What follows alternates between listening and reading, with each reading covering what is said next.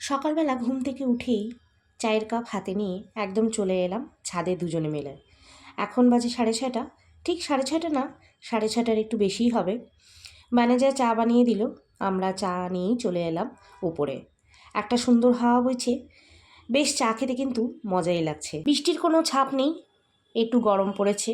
বৃষ্টি হবে বিকেলে, বেশিরভাগটাই না এখানে বৃষ্টি হয় বিকেলের দিকে, যখন নাকি আমি কাজের থেকে বাড়িতে ফিরি তখন বৃষ্টিটা নামে।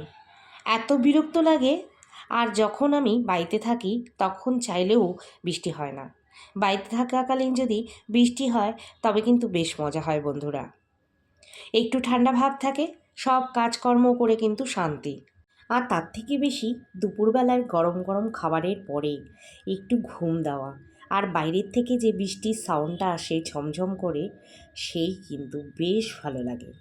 গুড মর্নিং বন্ধুরা, তোমরা সবাই কেমন আছো? আশা করি তোমরা সবাই ভালো আছো, সুস্থ আছো। আমিও কিন্তু বেশ ভালো আছি। নতুন ব্লগ নিয়ে চলে এলাম আবারও। তোমরা আমার সাথে থেকে আমার ব্লগটা দেখতে থাকো, আশা করি তোমাদের ভালো লাগবে। Words unspoken, I'm afraid I'm drowning underneath. I got lost in. আমার ঘরে লেবু ছিল না, লেবু শেষ হয়ে গেছিল, তাই আমি নিচে গিয়ে পাশের দোকান থেকে একটা লেবু নিয়ে চলে এলাম। আজকে আমি আমার বান্ধবীর জন্য চিত্রানা গুজ্জু করে নিয়ে যাব। তবে এই ডিশটা কিন্তু সাউথের ডিশ। আমি নাকি খুব ভালো বানাই এই ডিশটা। আমার বান্ধবীদের আমার হাতের এই ডিশটা খুব পছন্দ, তাই ওদের জন্য বানিয়ে নিয়ে যাব। আর এই ডিশটার মধ্যে লেবু না দিলেই একদম চলে না বই কি। এখানে বাবানের প্রজেক্ট রেডি হচ্ছে স্কুলের, তার বাবা রেডি করে দিচ্ছে। আর আমি ফট করে গিয়ে একটুখানি মাছের বাজার থেকে মাছ নিয়ে চলে এলাম, প্রায় 2 সপ্তাহের মতো। 2 সপ্তাহের জন্য স্টোর করে রেখে দেব আমি ডিপ ফ্রিজে। এই মাছগুলো খুব ভালো থাকে, কিছুই কিন্তু নষ্ট হয় না। রোজ রোজ তো আর সম্ভব না মাছ বাজারে মাছ কিনতে যাওয়া, তাই আর কি। এখানে বাজার থেকে নিয়ে চলে এলাম রোজির মাংস, আমাদের মাংস। আর মাছের মধ্যে কাতলা মাছ, পাঙ্গাস ট্যাংরা, ট্যাংরা মাছ, ছোটো চিংড়ি, বড় চিংড়ি, লোটে মাছ। এত সব মাছ দেখেই তোমাদের দাদা বলছিল আরও মাছ ছিল না, সবই তুলে নিয়ে আসতে বাজার থেকে। আমি বললাম যে আমার যদি ক্ষমতা থাকতো তাহলে সেটাও করতাম। আরে বাবা, ফ্রিজেও তো জায়গা থাকতে হবে, তাই না? আমি আবার একটু মাছ খাওয়ার পটু, মাছ হলে একটু ভাত বেশি খাই আমি। হ্যাঁ, মাংস ভালোবাসি, তবে মাছের থেকে কম। It's like I can't walk on the ceiling. Oh yeah, got me dreaming, dreaming in colors I never dreamed in. Oh yeah, I let you in deeper than I let anyone else before. Fell in love with my broken pieces, took 'em all and made 'em yours. Didn't know what my heartbeat needed, skipping out, no I can't keep score. When I lose my breath, boy you got me breathing. Oh, every little thing you do, every time you hold me, take me higher, higher. Every little thing you do, every time you hold me, take me higher, higher.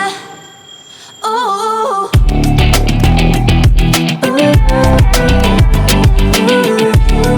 তুমি চলো, এটা কাতলা মাছ, এটাতেও কাতলা মাছ, এটাতে পাপুস ট্যাংরা, পাপুস রোজি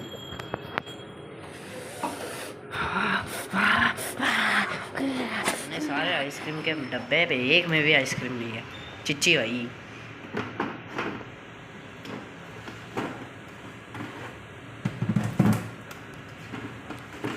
देख रहे हो, इंडियन का जुगाड़ जाएगा ही नहीं, कोথায় রাখবা, রানিং আউট অফ স্পেস।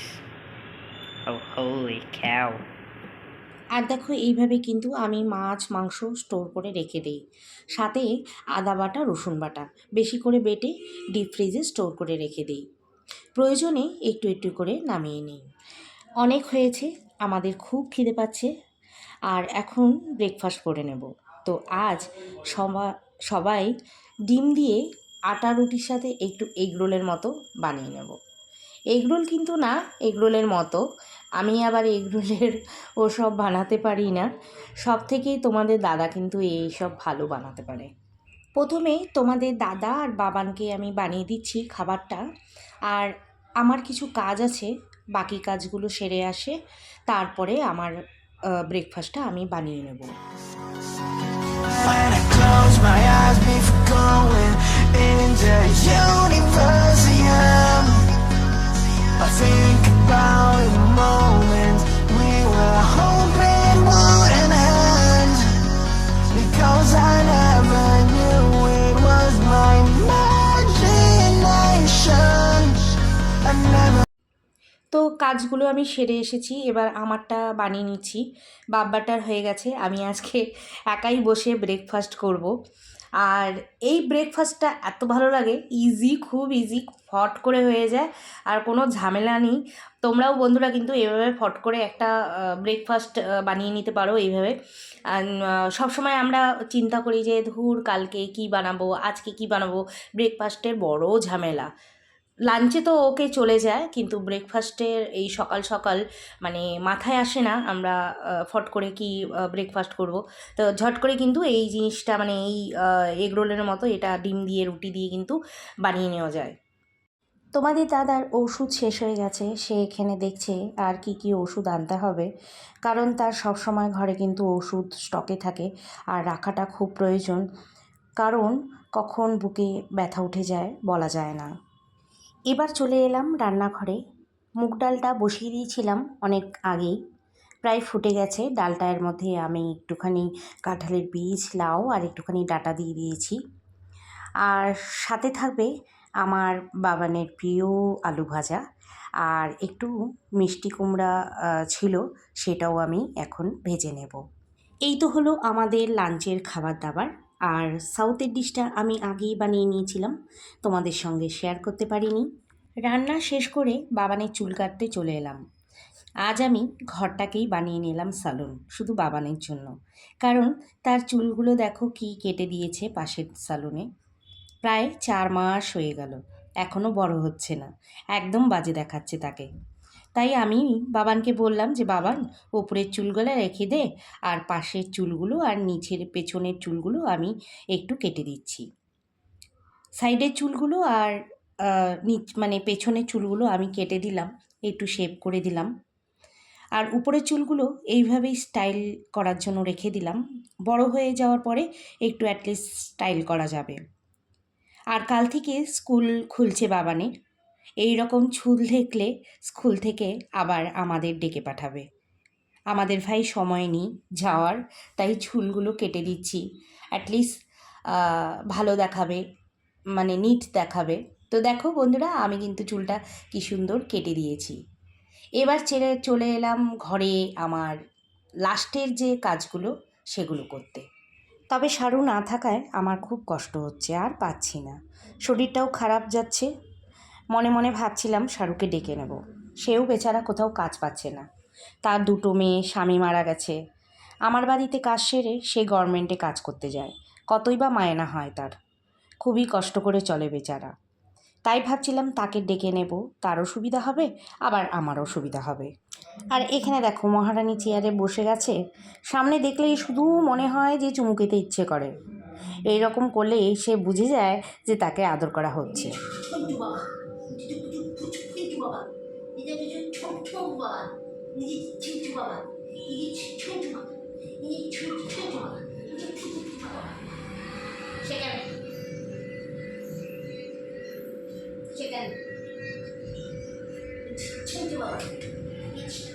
তোমাদের দাদাভাইকে শারুর ব্যাপারটা নিয়ে এখনও কথা বলিনি, আশা করি সে না বলবে না। তবে আজই তার সাথে কথা বলবো এই ব্যাপারটা নিয়ে। আমি জানি তোমাদের দাদা একটাই উত্তর হবে, তোমাদের দাদা বলবে শারুকে রাখো, আমি কি তোমায় না বলেছি কখনো? তোমার ভালো তুমি ভালো বুঝো, আমি তো সব টাকা পয়সা তোমায়, দায়িত্ব সব কিছু তোমায় দিয়ে দিয়েছি, এবার তুমিই জানো তুমি শারুকে রাখবে না রাখবে না।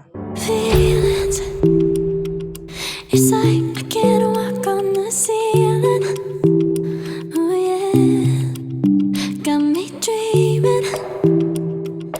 Dreaming in colors I never dreamed in. Oh yeah, I let you in deeper than I let anyone else before. Fell in love with my broken pieces, took 'em all and made 'em yours. Didn't know what my heartbeat needed. Skipping out, no I can't keep score. When I lose my breath, boy, you got me breathing. Oh, every little thing you do, every time you hold me, take me higher, higher. Every little thing you do, every time you hold me, take me higher, higher. আমার কাজগুলো প্রায় শেষের দিকে। এখন বাসনগুলো মেজে নিব আর গ্যাসটা মুছে নিলেই আমার সব কাজ শেষ হয়ে যাবে। আমি বাসন মাজছিলাম আর বাবান আমার আগের একটা মোবাইল ছিল, সেই মোবাইল দেখিয়ে আমায় বলছে, দেখো মা, তোমার আগের ফটোগুলো আমি দেখছিলাম, পেয়ে দেখি তুমি কত সুন্দর আর কত পাতলা ছিলে। আর আমি তখন বললাম, দেখ বাবান, বয়সের সাথে সাথে সব কিছু পাল্টে যায়। বাবান বলল, তুমি যত্নই নাও না তোমার, সব সময় কাজে ব্যস্ত থাকো, একটু যত্ন নাও তুমি, তাহলেই তো তোমায় ভালো আবার দেখাবে আগেকার মতো। আমি হাসলাম, বললাম, সেই সময়টা কি আমার আছে? তো চলো বন্ধুরা, ব্লগটা আমি আর বড় করছি না, আমি ব্লগটা এখানেই শেষ করছি। আশা করি তোমাদের আমার এই ব্লগটা ভালো লাগবে, ভালো লাগলে পাশে থেকো। Bye, take care.